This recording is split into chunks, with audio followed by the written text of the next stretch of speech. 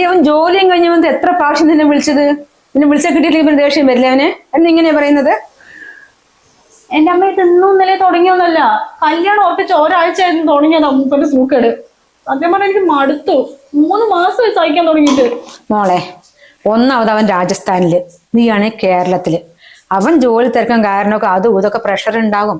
അത് കാരണമാണ് നിന്നെ കൊണ്ട് ഇങ്ങനെയൊക്കെ പറയുന്നത്. നീ കല്യാണം കഴിഞ്ഞ് ഞങ്ങൾ ഒരുമിച്ചല്ല ജീവിക്കാൻ പോകുന്നത്. അപ്പൊ എല്ലാം ശരിയാകും. താലി കെട്ടാണ്ട് ഇപ്പൊ ഇതാ സ്വഭാവം.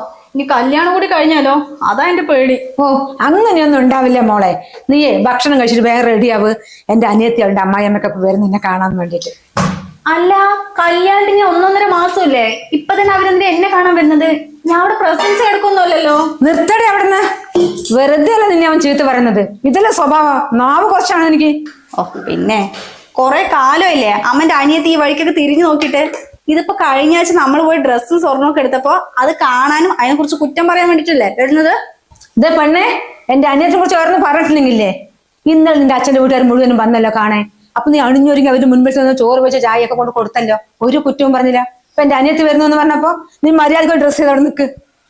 അവരുടെ അമ്മായിമ്മയും കൂടി ഉണ്ട്, അത് മനസ്സിലാക്കണം നമ്മള്. ആ തള്ള വരുന്നോണ്ടാണ് ഞാൻ പറഞ്ഞത്. ആ വിനോദിനെക്കാളും കഷ്ടം അത്.